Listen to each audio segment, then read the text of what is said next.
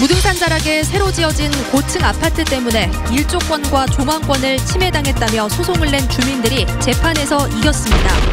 5.18의 참상을 목격하고 해외에 알렸던 외국인 선교사의 부인들이 문희상 국회의장에게 편지를 보내 5.18을 모독한 자유한국당 국회의원들을 제명시켜달라고 호소했습니다. 손혜원 의원 측이 부동산을 매입한 무렵부터 목포 근대역사문화공간의 부동산 거래가 급증한 것으로 확인됐습니다. 빛가람 혁신도시 공공기관들의 지역 인재 채용 비율이 다른 혁신도시 공공기관보다 낮은 것으로 나타났습니다. 여러분 안녕하십니까? 광주 MBC 뉴스데스크입니다. 고층 건물이 햇빛이나 하늘을 가려서 피해를 보는 경우가 있는데 광주의 한 저층 아파트 주민들이 새로 지어진 고층 아파트를 상대로 한 손해배상 소송에서 이겼습니다.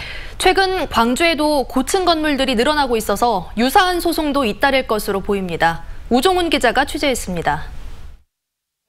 해가 중천에 뜬 오후 2시. 새로 들어선 아파트가 가린 탓에 집안은 저녁인 듯 어두컴컴합니다. 원래는 무등산 전경이 시원하게 보였던 거실에서는 이제 아파트 건물만 보이게 됐습니다.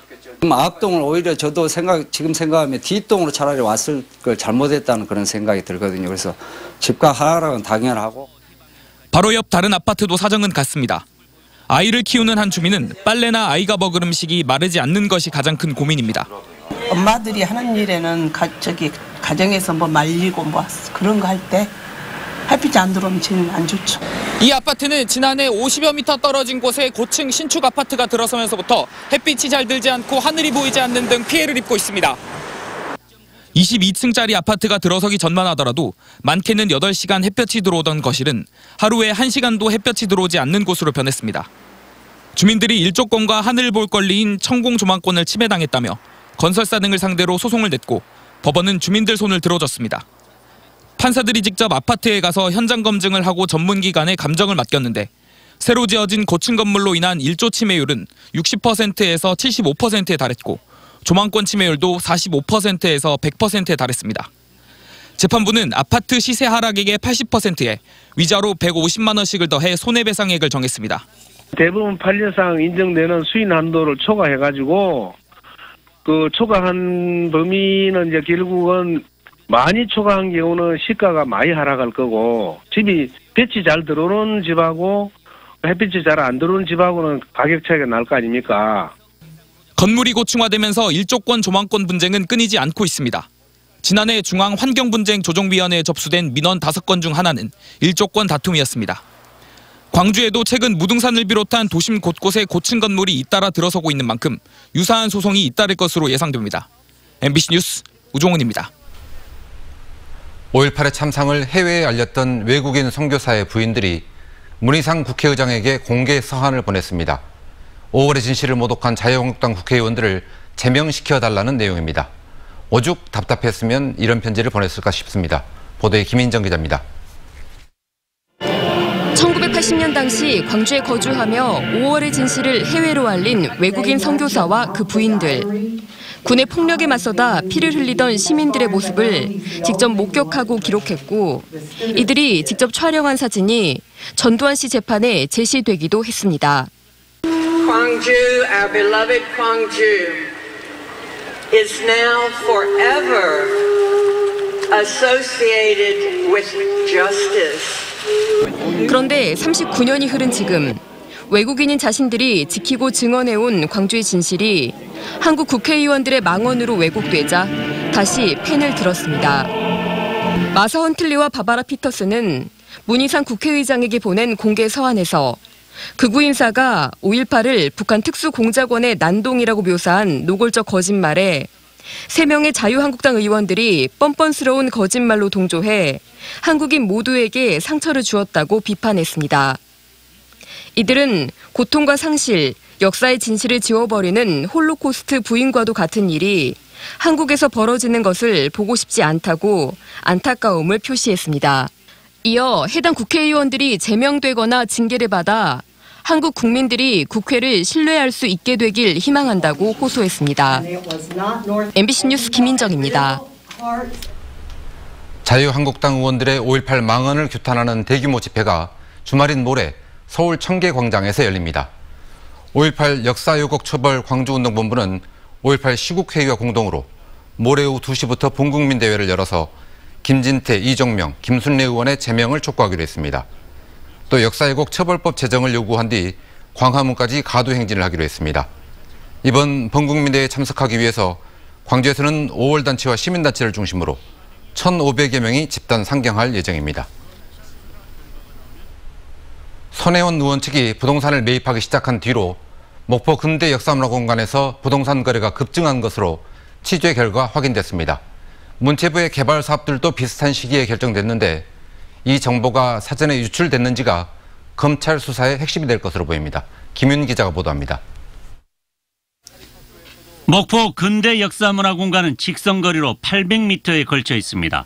지난 2015년부터 2018년까지 4년 동안 소유자가 바뀐 곳은 162필지, 근대 역사문화공간 전체 필지 가운데 26%입니다. 이 가운데는 매매로 보기 힘든 정연화, 상속, 목포시가 공공용지로 매입한 필지도 포함되어 있습니다. 따라서 해당 필지들을 빼면 실제로 개인 간 매매가 이루어진 것은 전체 필지의 5분의 1 정도인 21%, 131필지입니다.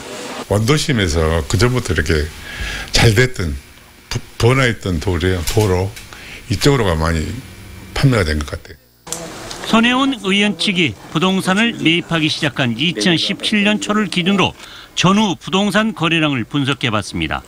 2015년과 2016년 거래된 필지는 43필지, 한 달에 한두 번꼴로 부동산 거래가 이루어졌는데 2017년 거래량이 72필지로 늘었다가 2018년 들어 다시 줄어듭니다. 또 2017년 이전에는 대부분 한 사람이 한 필지씩 매입한 반면 2017년 이후에는 한 사람이 적게는 두 필지에서 최대 서너 필지까지 한꺼번에 매입하는 양상을 보입니다. 필지 수로 보면 2017년 전후 거래량이 3배 이상 차이가 나지만 소유주별로 보면 차이는 2배로 줄게 됩니다. 샀다고는 하는데 와서 실질적으로 와서 사는 사람은 없고 지금 현재 사서 이렇게 해도 장사 못 늘어서 장사한 사람은 없고. 사업 시작 시점을 중심으로 분석해봤습니다. 1897 도시재생 사업과 근대 역사문화공간 조성사업 공모부터 사업 확정까지 기간은 2017년 9월부터 2018년 8월. 이 기간 내 거래된 필지는 59필지, 2015년 이후 거래된 필지의 절반 수준입니다. 그러나 필지 거래 자체가 특정인이나 불법 정보의 사전 공유에 의한 건지 사업 과정이 알려지면서 자연스럽게 늘어났는지는 검찰 수사 결과가 나오면 정리될 것으로 보입니다. MBC 뉴스 김윤입니다.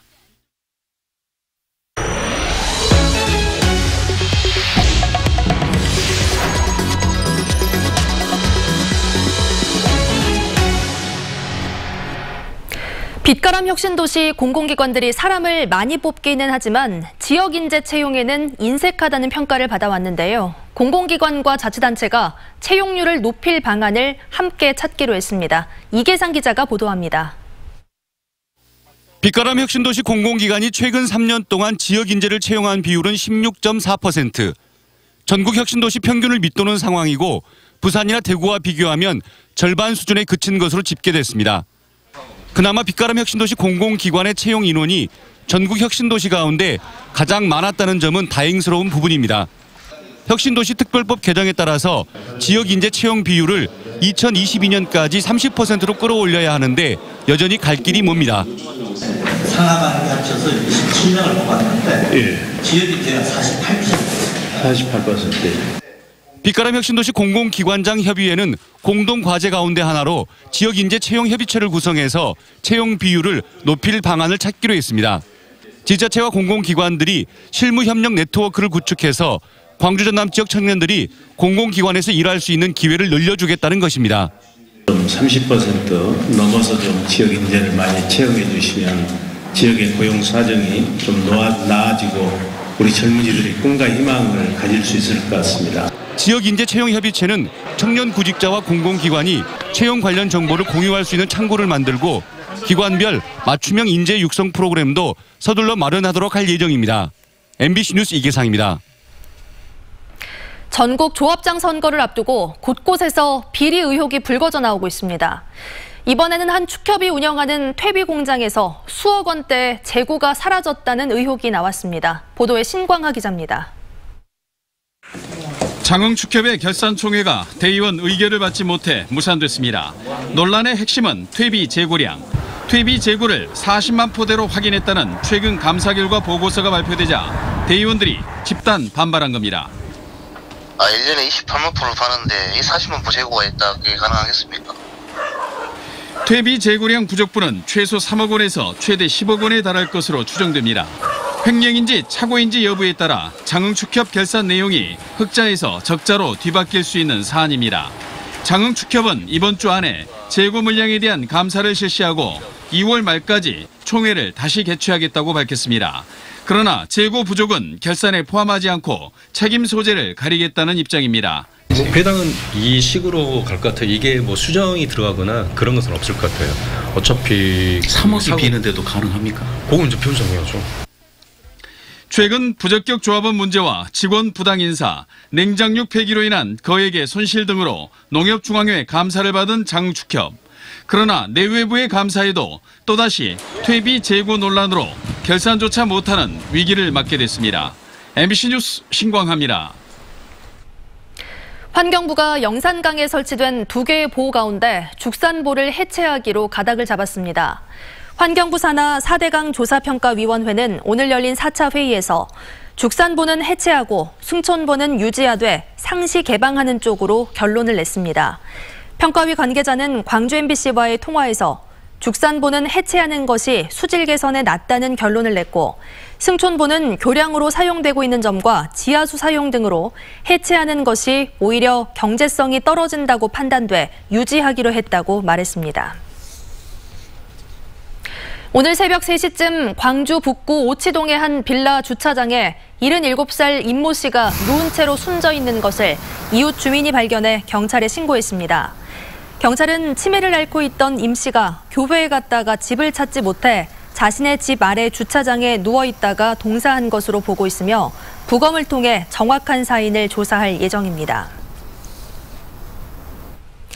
이면 도로를 달리던 승용차가 길 가던 행인을 덮쳐 50대 여성이 중태에 빠졌습니다.